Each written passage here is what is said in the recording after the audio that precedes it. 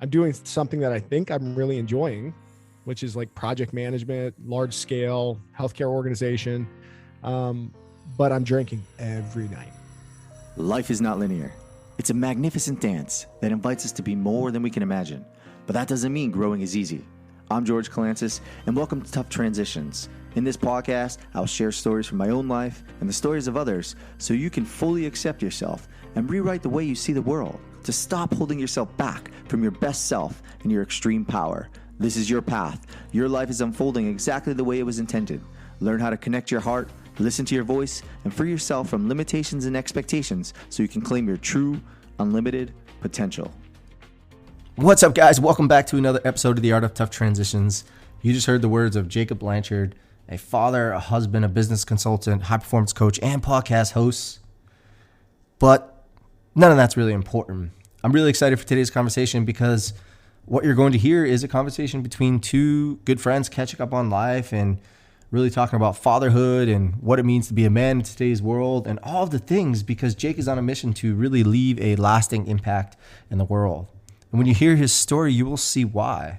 He's gone on through some amazing transformations over the last decade of his own life, and he's really learned how to grow and scale businesses, strengthen individuals, and catalyze change. So get ready to hear a conversation about taking your life to the edge, because all those fears you have surrounding everything that you want to do in life are really just stories that are waiting to be written. Let's get into today's podcast with Jake. Jake, my friend, long time no see. Welcome to the podcast. I'm so glad we got to do this. I know I came on your podcast a while ago. Welcome, my friend. Oh, brother, I'm so excited to be here. Fired up. Anytime I get a chance to talk to you, George, I am fired up. I mean, dude, you're always fired up. Let's be honest. Come on. I try to be, man. That's the more that I tell myself that, the more it becomes my default operating system. And I got a lot of work to go, but it's nice to wake up in the morning sometimes and feel ready to go. But thankfully today I've got the support of this aftershock here. So wildly caffeinated this morning. Oh, dude, I feel you. I'm on my, I had a French press and this is Americano. And after you, I'll probably have some like pre-workout to go train. Who knows, man? But yeah, good life, right? I remember there was a Saturday Night Live with a coffee IV. Like I can't remember this. I'm pretty sure it was Saturday Night Live. But I actually, when I watched that, I was like, that's actually a pretty good idea. Like, why don't we just mainline coffee in the morning? I just posted, I'm having fun with TikTok. I have no clue what I'm doing, but there was a thing on coffee in there and they're like, so you drink too much coffee and it gives you heart problems. And then I clipped another clip and it's like, sweetie, I already have heart problems. And then I slip. The person actually says it's called dating men. I say it's writing. It's essential, but it's hilarious. Anyways, I was just having fun. Crazy story. I don't understand TikTok either. Good luck on your TikTok adventures, man, because I created a TikTok once and I was like, you know what I'm going to do? I'm just going to give 3 things. Like, I'm just going to put 3 random things for the day together. And it'll be just called, and I actually have a TikTok out there called Jake's 3 Things. And I did 2 videos. And it was just stuff like, hey, drink your water, clean between your toes. I would just say 3 things that were really, benign advice. And it was fun for a couple of days. And then afterwards, I'm like, that's 1,000 things a year. And that's a lot of TikTok videos. And dude, it's a lot, man. And, I had a resistance to it until recently. I just opened my eyes. I'm a writer originally, that. And I was like, the attention spans, man, they're 6 to 8 seconds. Yeah. And I was like, fuck it.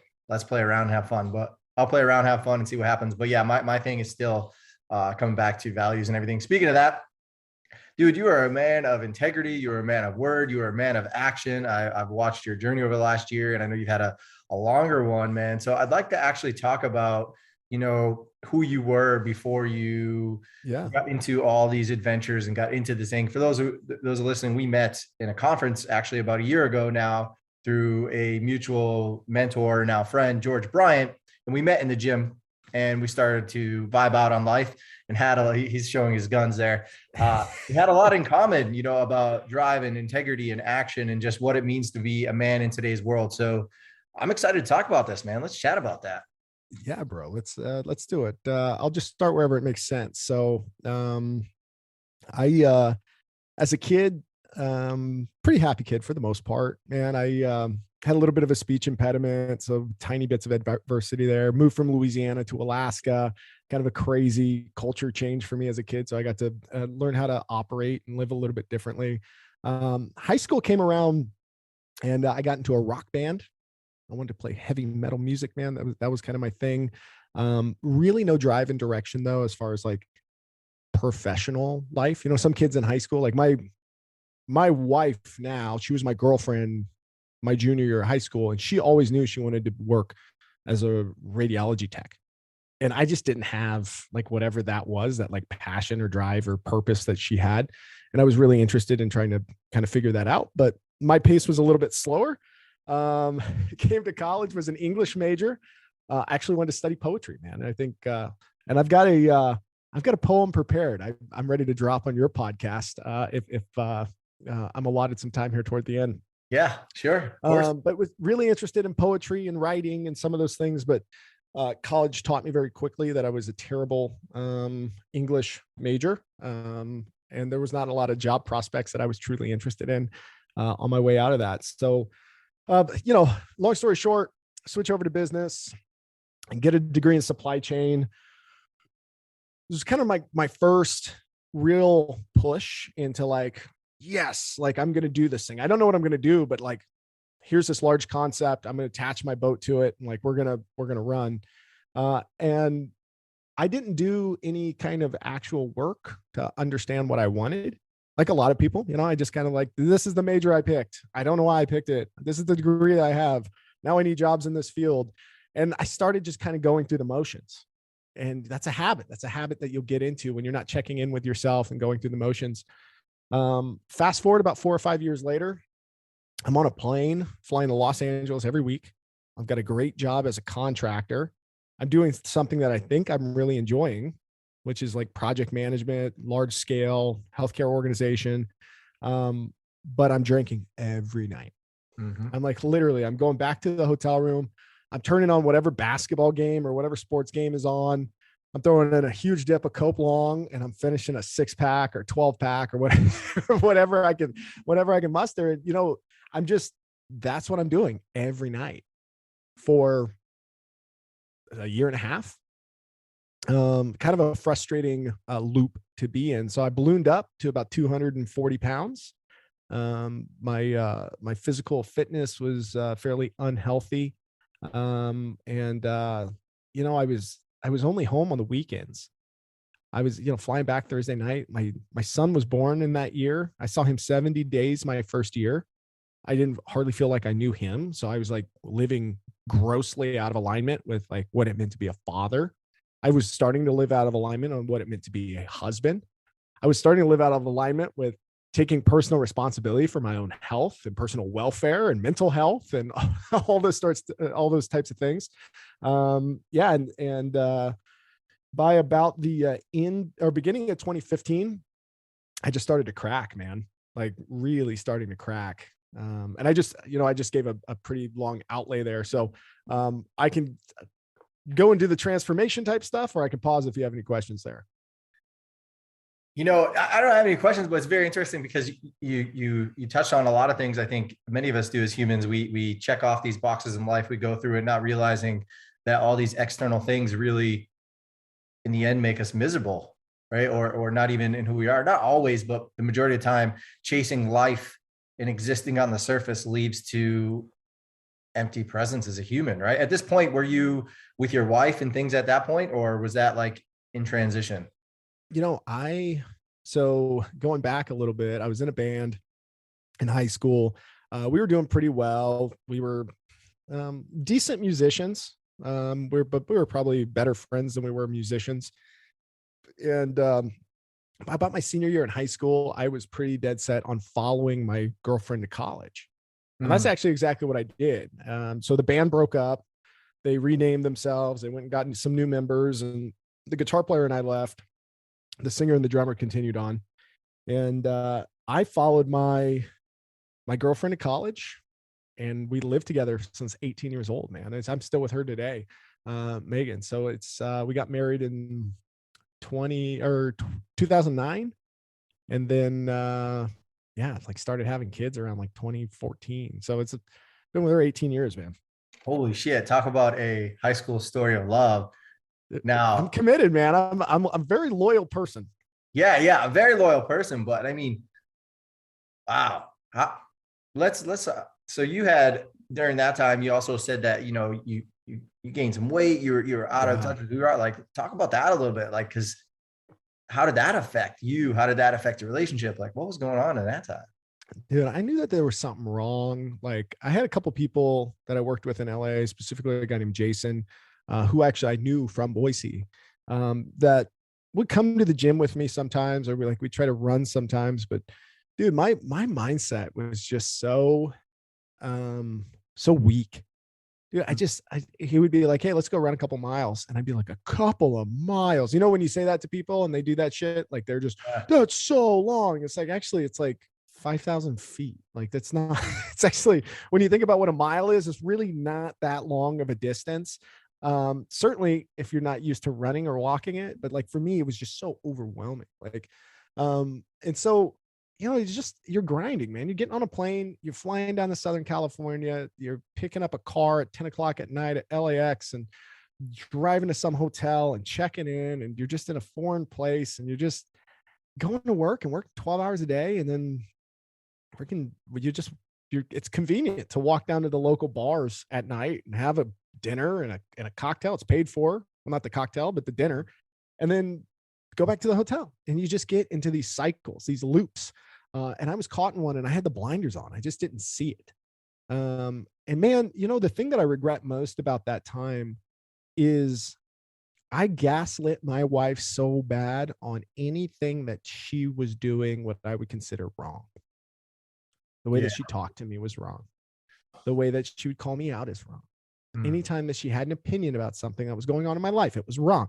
Like I was so insecure and I was so frustrated and I was so out of alignment. And I had no other mechanism of releasing it. It wasn't going to therapy. I wasn't doing anything of this. And at the same time, I stopped talking to my parents. Like my parents and I had a little bit of a falling out for a number of years. We're fine now.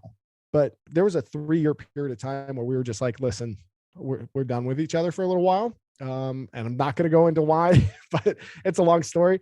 But we just had to take a break. So I had all this unresolved emotional issues with that. I had this traveling situation. I had this pregnant wife slash on the latter parts of the contract, a baby at home that I wasn't seeing. Dude, I was just tired. I was wore out. I was actually finishing my MBA on the first part of that contract and working like 60 hours. I was so overextended and I didn't set any expectations with myself. And all I knew how to do was just go back to a hotel room and pound beers. It's even not even that great of beers, like Peronis. It was just like pounding Peronis in a hotel lobby, eating M&Ms, watching the NBA finals. Like that's how I spent my time. Oh yeah. It's like during that time. So you had your wife at the time, like telling you things, and then you couldn't hear that. Like I know the exact feeling. I'm sure many other guys do too. Like we hear these things and it's like a judgment is a harsh reflection of what we don't have. And also like our insecurity is a trigger from childhood. And that was the mix. And then checking off the box of life, placing self-worth on external achievements and things like that. So you're doing all these things, but in time you didn't have any values and it made you not feel good. Yeah. And it's the I had the white picket fence and the house and the lab retriever. He's sitting right next to my feet. He's still alive. Cooper. He's 12. Shout out to Cooper. And lived in a nice little quiet subdivision at the end of a cul-de-sac in Boise, Idaho. And like had the undergraduate and master's degree. And my wife went to college too. We're doing this family thing. Like I checked the boxes by 26 years old. I did the things that I was supposed to do. And I was so grossly out of alignment with happiness. The one thing I fucking forgot, can I curse on here? The one thing that I forgot was to be happy. Like, and to get aligned with like what really brings me value, because people will tell you about me between 2019 and 2020, or excuse me, 2009 to 2012. All I did was seek professional certifications and join organizations I didn't have time for, and put alphabet soup behind my name. And every conversation that you would have with me would be about global supply chain or project management or Lean Six Sigma, process improvement, or a new skill set that I got. My identity was so deeply wrapped up into academia or professional certifications or professional accomplishments that I completely divorced myself from myself. And then that person was just sitting there waiting, and the soil was drying. And who that was, and like anybody else, I start picking up hobbies. Oh, I'm going to buy a motorcycle. I'm going to start brewing beer in my garage, because that's what I am, is a motorcycle riding beer brewer. It's like, no, man, because both of those things, I mean, I love riding motorcycles, but I have no business brewing beer. And I don't know why I got into that, but I think it's just because I was scratching at, clawing at, trying to find some form of identity instead of doing the deep work from within. Oh man. Yeah. So what was that turning point for you? That's like, oh shit, I have to change my life. Like, this is not who I am. I want to find out who Jake is. Yeah. So in 2015, I started to make actual efforts toward like weight loss. That's what I was interested in doing. So when, and you were pretty heavy, right? Yes, I got up to about 240. But the thing is, I was capable of losing about 15 to 20 of those pounds at any given point in time. So like a lot of my friends don't, like, they'll tell me like, I don't remember you being that big. One, my body proportions carry it fairly well. Like I'm 200 pounds right now. A lot of people think I'm about 180, 175 pounds, but I'm just kind of dense, I guess. Some people's body types are like that. I don't know. But I would like get depressed and then just eat and eat and eat and eat, and then carry on an extra 10 to 12 pounds, be 230, 235, nearing 240. And I go, okay, I got to do something about this. So I changed my diet a little bit, and then I would start running, or I'd make an effort. I'd lose a little bit of weight. I would be like satisfied and think that I look good. And then I would be done, because I didn't really have real goals. There was a point in time about back into summer in 2015 where I was in one of my heavier states, and my son was on a playground and my wife was pregnant, and I just remember playing with him for about 5 or 10 minutes and then like actually needing to take a break. Not like the fake, like, hey, dad's tired, I'm just going to sit down on the bench, but you're really just going to talk to mom. It's one of those things where it's like, I'm like tired. Like I'm having a hard time keeping up with this kid after 5 or 8 minutes of just chasing him around. And it just was like kind of a gut punch. So shortly after that, I signed up for Brazilian Jiu-Jitsu because a guy at work had been talking to me about it. And to be honest, Brazilian Jiu-Jitsu catalyzed so much change for me, both physically and emotionally, in the pursuit of that martial art. So I started Brazilian Jiu-Jitsu on October 1st of 2015. My daughter was born on the 9th. And then my last grandparent passed away on the 11th or 10th or the 11th. And that was kind of a gut punch there. I almost died on a motorcycle shortly after that. And so I ended up selling my motorcycle, and like, it gave me an opportunity to then say, okay, well, I'm not the motorcycle riding beer brewer that I thought I was. Maybe I'm this jiu-jitsu guy. So I'll put a pin in that. Oh man, I love that. Yeah, it's catalyst. So maybe I'm this jiu-jitsu guy. Maybe I'm this. Like, if I were to ask you who you are right now, like, do you know who you are? Or are you still on a journey to figure it out? Yeah, it's funny that you say that, because if you would have asked me that the back in the last year, I would have given you like this, I'm still kind of figuring it out, man. Yeah. When I sat down, so I did, I don't write like New Year's resolutions, but I just write like tenets of the year. Yep. And a couple of them, like, time is relentless, use it with purpose, show up with energy, no excuses. If you want it, do it. So I've got a handful of those things, but the thing that I'm most proud of is you aren't searching for yourself. You know it and act like it. And so I've spent the last 5 or 6 years really making a lot of efforts in searching for myself. And I think right now I know who I am. I'm first and foremost a husband and father. I own a mildly successful consulting firm. that services very large clients in strategic planning and project management. I have a podcast that I love. I have some other business ventures that I'm involved in as either a partner, part owner, investor. I'm a jujitsu athlete and passionate about the sport, which leads into a lot of veins about physical fitness, recovery, mindset, ego dissolving, really opens up those doors. So I'm a curious person. I'm a compassionate person. I care truly and deeply for strangers as well as people who are in the closest circles of my life. And I just try to be a good man, try to be a good example as a father. I have my faults, and I certainly own all of those, and will continue to own all of those. But yeah, I think I have a pretty good awareness of like who I am, and I like who I am. And I, again, this is like a more recent development, year to 18 months. It's taken a long time to get here. It's taken a lot of reps, the 10,000 hours thing. If you're not putting the time into figuring out who the hell you are and what you want in life and why you want it, you will not have any confidence in being able to state, I am. Yeah, for sure. 100%. It's so powerful. And you lit up while you were talking about it.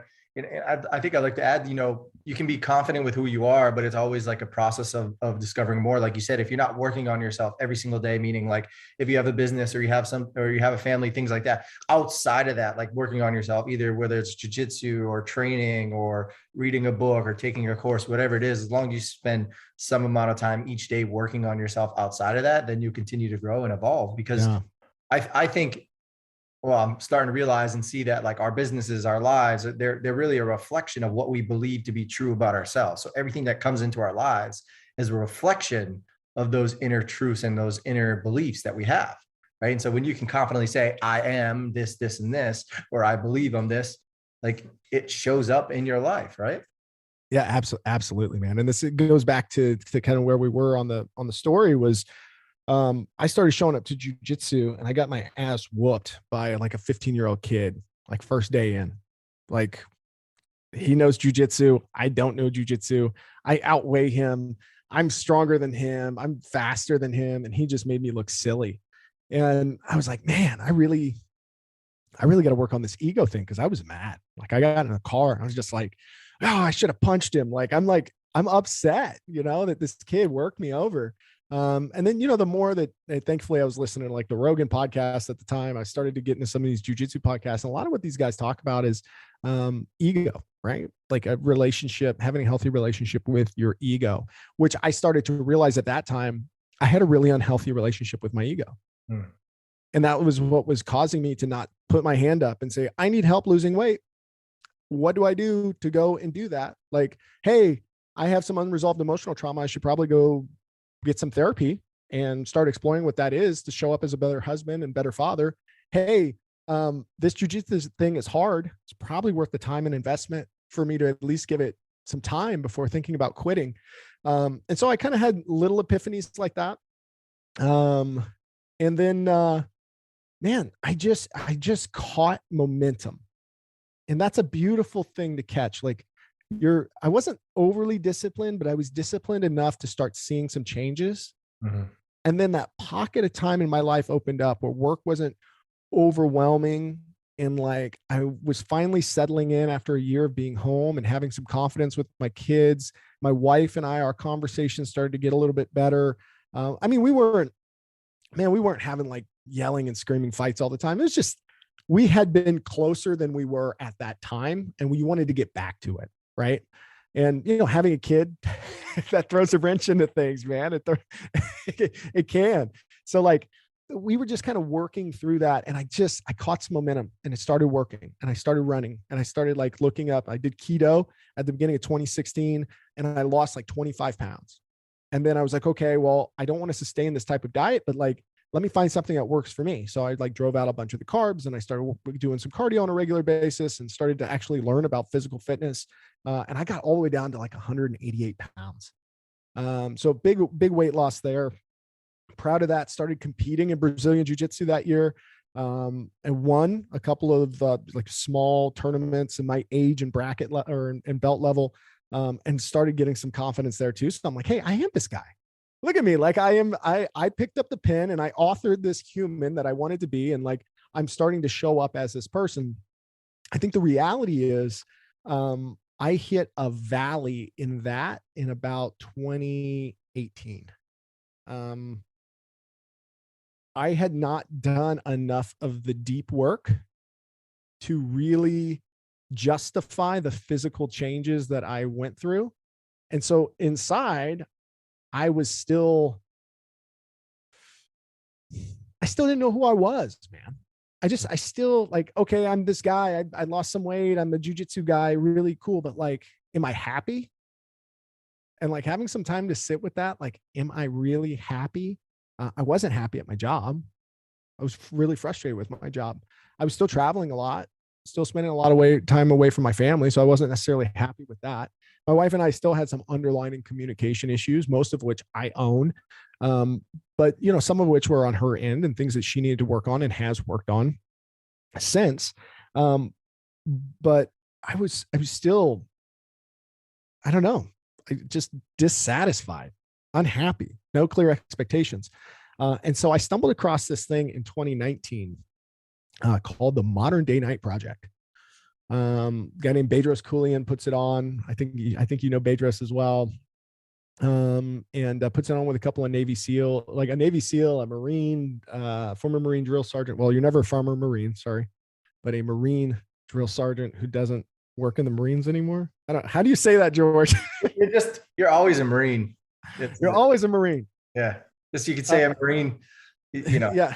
And, you know, and, you know, these really cool, the other two guys are amazing as well. Matt Schneider and Aaron Alejandrino, they, from a mindset standpoint or from a tactics standpoint, strategy standpoint as well. So they put on this thing that's a 75-hour challenge.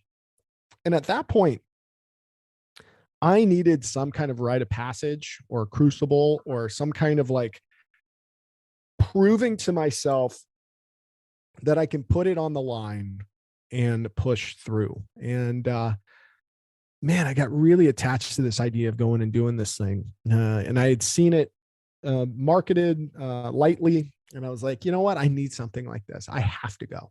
Something was just calling me to go. So I go and spent 75 hours getting my butt kicked. And, you know, they break you down and kind of build you back up. And they force you while you're exhausted to ask some pretty philosophical questions about yourself and your life. And when you're emotionally beat down in that way, you do not have the energy to BS yourself about things. Mm-hmm. You just don't. You just have to deal with it. You just have to answer the question. You just have to be really honest because there's no other way to be about it. And the back end of that Modern Day Night Project opened up so many doors for me in self-reflection. That's like, oh yeah, like it's on me. Like I'm personally responsible for everything that's happening in my life. And I have the power and control to change my circumstances. 100%. 100%. So where's all the codependency coming from? Where's all the passive aggressive behavior that I'm having with people? Why don't I just say what I think and say what I feel? And if they don't like it, they don't like it. Why don't I just walk out of my job? Because I don't like it there. If I'm unhappy, figure out a plan and go do something else that makes you happy. What do you want? And it took me about 4 or 5 months to really get aligned to what it is that I wanted. I wanted to restart my consulting firm. I wanted to go find my clients. I wanted to start a podcast. I didn't want to work for that company anymore. I wanted to show up better as a husband and father. Like I just wrote all those things out. And then my wife and I went to Cabo with a couple of friends. And then when we were flying back, I looked at her and I go, I think I'm quitting when I get back. And she's like, what? And I'm like, yeah, I'm going to get off this plane. And then I had to go into work the next day. And I'm like, I'm going to go into work next day and I'm going to quit. I am no longer going to do something that does not bring me joy and resent it and then bring that home. Mm-hmm. And so December 15th, 2019, I walked into the office that I worked at, wrote a plan for the person who was going to have to take over the responsibilities. I spent 6 hours on it. Here's all the things that I'm doing. And here's all the things that I would do. And I don't want to leave you high and dry, but I quit. And then I walked out. And my last 3 years, brother, have been absolutely outstanding. I love that shit, man. Yeah. Rites of passage. It's so incredible. I've gone through it few different ones. I think everyone goes through different ones, but like a true rites of passage, when you detach from your everyday life and you go out and you challenge yourself spiritually, mentally, and physically, I think that's what a lot of men are missing in today's world, because they don't really know who they are, because they attach themselves to these identities and, circumstantial things. But when you get away from it and you sit with yourself, or you push yourself to extreme exhaustion, like you did in that project, like that's when you find out what you're truly made of. When you come down to it, it's like, oh shit, like I have what it takes, right? Like if I want to change my world, it's on me, right? And that's so powerful. You did that. I didn't realize you did it exactly at like pretty much shortly after that project. So something within you was already stirring, and you found it like as soon as you got pushed to that brink, whatever it was, man, you're like, shit, like if I can make this, I can do anything. That's cool. Oh, 100%, man. And it just takes showing up with that energy, man, and that positivity, and organizing your day, and just wanting it. Like, God, I just want it. I just want to do the thing. And like, delayed gratification is great. Awesome. Celebrate the wins when they happen. Great. But like, are you fired up to just show up today? Yeah. And I got to ask myself that all the time. This morning, I was a little slow out of the bed, and I'm thankful for my son. My son walks in at 6:30. I got a little extra sleep. I'm usually the first one up in the house, but my wife's gone. I was up working late, and my son walks into my bedroom this morning at 6:30 in the morning, and he goes, "Good morning, sleepyhead." And I look at him. I'm like, "Son," I said, "You're just getting up too." And he goes, "Yeah, but I did 10 push-ups." Oh. And I'm like, look at you, little man, holding me responsible. So, I get out of bed, I pump out my 10 as well, and then we rock and roll. We get after the day, man. And like, that's the thing. I see that it's getting ingrained in him as a young man. And now I have a partner here in life too that holds me responsible for things. But I would have been offended 5 years ago, 6 years ago, if he came in and called me sleepyhead. What are you talking about, sleepyhead? I worked so hard for this family and blah, blah, blah, blah. No, he's leveling me up. Let him. I love it, man. Yeah. I mean, my daughter, I catch myself sleeping in on the weekends when I have my daughter too. I'm just exhausted, and that's like 6 o'clock. She'll get up, the sun's coming through now. It's getting nicer. She's like, "Dad, you didn't write this morning. You're sleeping." Uh-huh. I'm like, "You're right. Daddy's right. tired, but yeah, you're right." She's like, "You said you were writing your next book." She's like, "But you're sleeping." And I said, "Okay, I get you."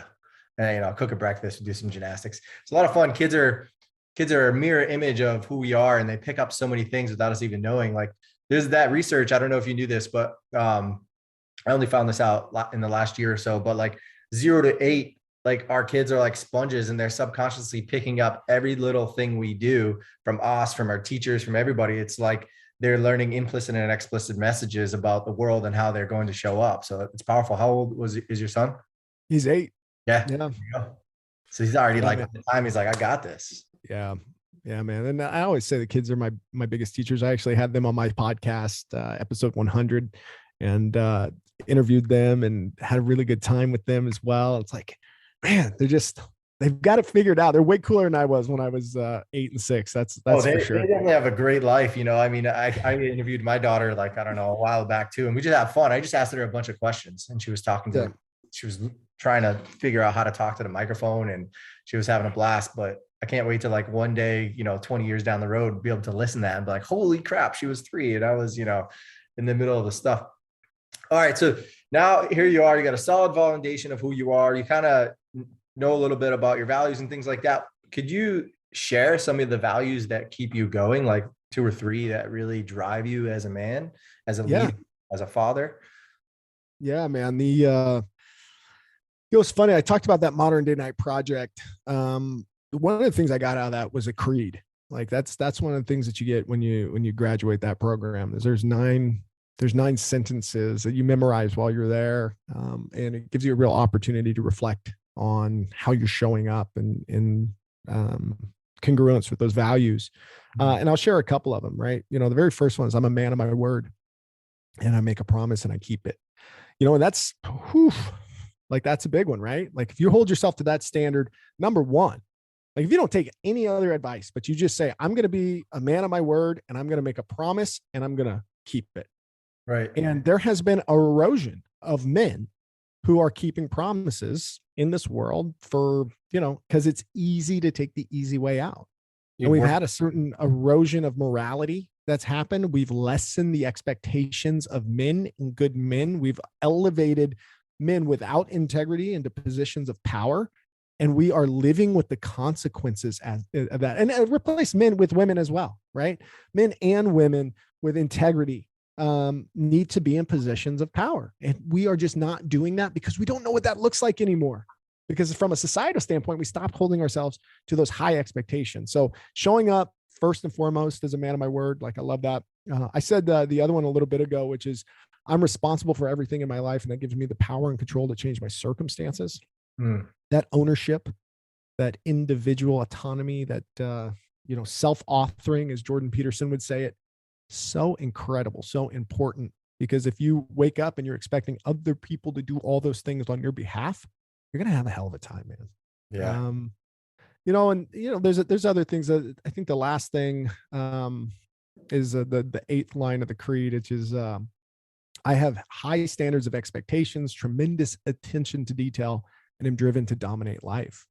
And when you say something like that out loud, I have high standards of expectations, which means for myself and for the people that I hold closest and dearest to me, I'm going to hold them on a high standard of expectations, and I'm going to help them get there. And I'm going to make sure that I am there more often than not. Tremendous attention to detail. I'm fairly sloppy in some areas of my life. And that just is a great reminder for me to stay focused and driven to dominate life. What does that mean? Right? What's dominate life mean to you? I know what it means to me. I mean, it means showing up, shutting up, saddling up, and getting you up and just go, man, and kind of attack my day and be there. I used to show up with energy at my house that was inconsistent with the energy that I'd show up for work. I would show up to work and I would be this like excitable, like fun, like let's go, like let's get it done. And by the time I got home, I was so sapped. I would walk in through the door like a sad sack of crap. And like, that's what my family got from me. And I was robbing them from the same person who other people thought was great outside and was not inside. And it's like, if I was driven to dominate life, I would be dominating it as a business person, as a father, as a husband, as somebody who's in the gym. I would be driven to dominate, not just to do it okay, not just to like, meh.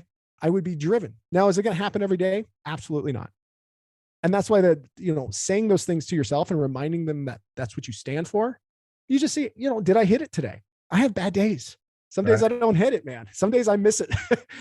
I miss it as bad as Columbus missed India. Like some days I just miss it so bad. But it's all about time collapsing, the time that it takes to get back on track. And if you know what your values are, when you're misaligned to them. So those are the two or three that I would say. Just getting fired up now. Yeah, those are incredible, man. It fires me up. Like you got me fired up, man. Like I like don't even have like I might have sentences that I'm sure I have like in my journals and stuff, but I don't think of, what lights me up inside is like the ability to just never want to go back to what I felt like a few years ago. And that's just what keeps me going. That's the fire inside. And I think it is on some of those premises, like I believe words are things. So even the words I say to myself, like those are the most important words I believe in. And so when I, do it, I'm human. When I find myself in negative stories and things like that, I have to ask myself, like, how is that showing up elsewhere? Like where's it showing in my health? Where's it showing in my finances, my relationships, all the things. And it's usually comes back to that one damn story, And I always say, like, when you're done telling yourself the bullshit stories, that's when you can tap into your extreme power and magic fucking happens, man. Yeah. It's funny that you say that. Like I'm starting to view self awareness a little bit differently now that I have actively tried to be so self-aware over the last couple of years. And I some people get this and some people don't, right? But I'm gonna draw this correlation. The Holy Trinity, the biblical Holy Trinity, the Father, the Son, and the Holy Spirit, right? I'm not a very religious guy, but I do gravitate toward this concept pretty heavily because I think the Son is, and obviously I understand the religious meaning, Jesus Christ and God and, the omnipresence of God, etc. But the son is you as you live your life. And I think the father is your intuition and insights and information gathered and how you guide yourself, that self-talk, those conversations, that kind of management of the individual. And I think the spirit is the way in which you manage that relationship between the two conversations. It's the respect that you show up with for yourself. It's that dialogue that you have. It's more like nurturing and positive and like can do versus like negative self-talk and those types of things. And so if you're aware of the relationship between yourself and the management of yourself, both in which you're responsible for, but one that comes a little more natural, and then how you analyzing how you have that conversation. And if you can analyze how you have that conversation with yourself, that's the Trinity, man. That's the triangle. My logo for my business is a triangle. Like I've been into that kind of like thought process for a while, but really started to expand it as it relates to self-talk recently. Oh, it's very interesting. I never heard it like that. You know, my daughter's in Catholic school and she's learning all the things. And, you know, I'm not really religious like many people, but I do believe in some type of higher power and how it like sets us in, you know, Viktor Frankl, right? Man's Search for Meaning. Like it's a very tough book to read, but you know, when you get through some of the aspects of it and realize like when we all have this inner sense of awareness and this like need and desire to be part of something bigger than ourselves, right? And that's when like miracles happen or magic happens or relationships happen and business, whatever it is, right? And that's kind of what I just took from what you said. Yeah. And it's powerful. It certainly is, man. And so I'm having a blast just continuing to unpack that. But yeah, to your point earlier, confident who I am, proud of the improvements I made, excited to see what I'm capable of in the future, and determined to pour my energy into other people's lives and try to make the biggest impact that I can. And I appreciate you for doing the same thing, man. I absolutely love your book. I think it's fantastic. What a honest and transparent way of bearing your soul for the world, and talking through some of the things that you talk through. And it's like, my man, like I can get fired up about that every day when people are living their truth. Yeah, man. Thank you. And, you know, I've had some pretty good people in my life over the last few years. And recently it feels so weird. I have to learn to accept it, like to see things come together like in a life. So, you know, George Bryant, recently I went to his event and I was hired to write for him at the event. And he put together this awesome thing coming up. And he's like, dude, do you know what you're doing? I said, no. He's like, man, you're creating a purpose from stories. And I was like, there's something here.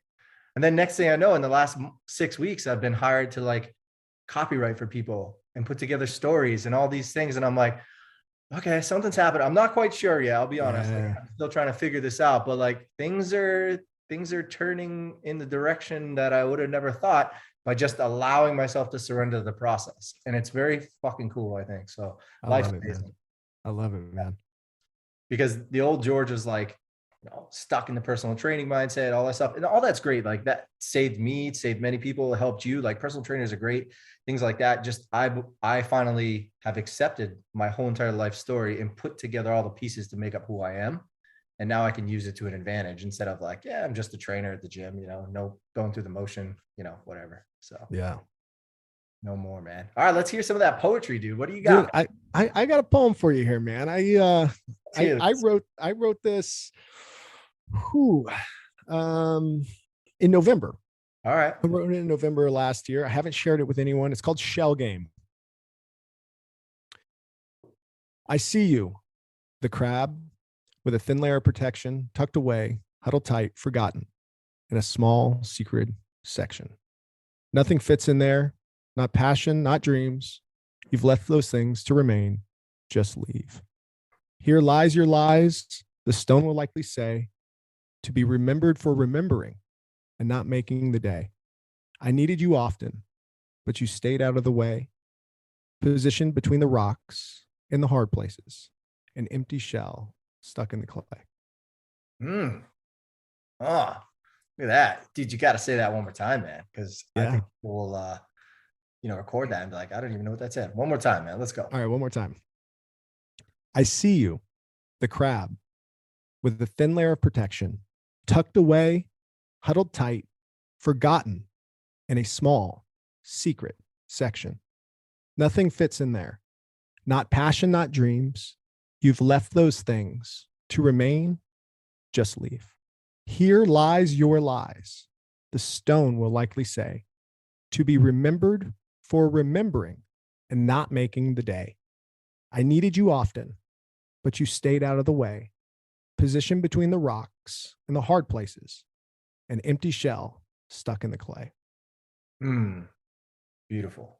Gotta let that. Yeah, man. I had, the crazy thing is I hadn't written any kind of poetry in like 10 years. I was on I can't remember if I was coming back from a conference or personal trip or whatever it was. I was on a plane. I was bored. And I was like, man, I just didn't want to read. I was like, I need to do something creative. So I just started writing, man. So I punched out about maybe 8 to 10 poems. I have to tell you, George, you were probably like the catalyst for that for me. All right. Being able to see you, write your poetry, share your poetry at George's conference back in, it was October. So I'm certain that you planted a seed for that expression to come out of me. But yeah, fired up, man. I don't know what I'm going to do with them, but I know I want to do something more often in writing. So I appreciate the inspiration. Dude, it's just a lot of fun. Like I don't share. I was, so for a while this year, I was sharing. And then I realized like, okay, like I can write poetry, but like some of it can stay, I was just having a lot of fun with it. And poetry is one of those things where it's an expressive nature. There's a whole story I heard actually, by Francis Weller. He's all about the soul. And he told a story about how warriors, before they became warriors, had to be a master of word first. Yeah. Like that is incredible, dude. So like you become this warrior, but like obviously you're bred into it, like you're training as you're a young kid and stuff like that, but you're learning arts and creative nature before you even are handed a spear and things like that, right? That's pretty damn cool, man. Yeah, I think about when you just said that, I think about John Lavelle, Warrior Poet Society. The guy's doing a lot of tactical shooting and things like that, but he's also like very thoughtful and inquisitive and asks questions, is into different types of, stoicism or deep debates or, just expanding your mind as well as your physical capabilities. I think it's important to have that balance. The 5 rings are right. The kind of the way of the warrior. It's so awesome, man. I love it, brother. This was so cool, dude. Like I usually ask a bunch of questions, but we're going to end with your poetry, man. That was awesome. I love it. Thanks for calling on, man. I'm excited to, hopefully connect in the future, wherever that may be. 100%. You're doing awesome things. Go check out your podcast, Jake Blanchard podcast. If you've never heard it before, I was on there. He's got awesome guests every week. He just has a lot of fun conversations like this. Jake, my man, thank you very much. George, appreciate you, man. Honored to know you and excited to get to know your audience a little bit as well, man. Cheers. Take care. Did you just like what you heard? Then make sure to check out my book, Nowhere to Go, Navigating Tough Transitions. It's available everywhere books are sold. You can also now get it from me for $1 digitally at theartoftoughTransitions.com, where you have an option to upgrade to a 5-day masterclass to really help you break free of the limitations and expectations of the world so you can tap into your true potential. Because what are you waiting for? Life is this magnificent dance that invites you to be more than you could ever imagine, but only if you give yourself permission to be open to the many tunes in front of you right now. Thanks for listening. Share it, review it, and I'll see you around soon.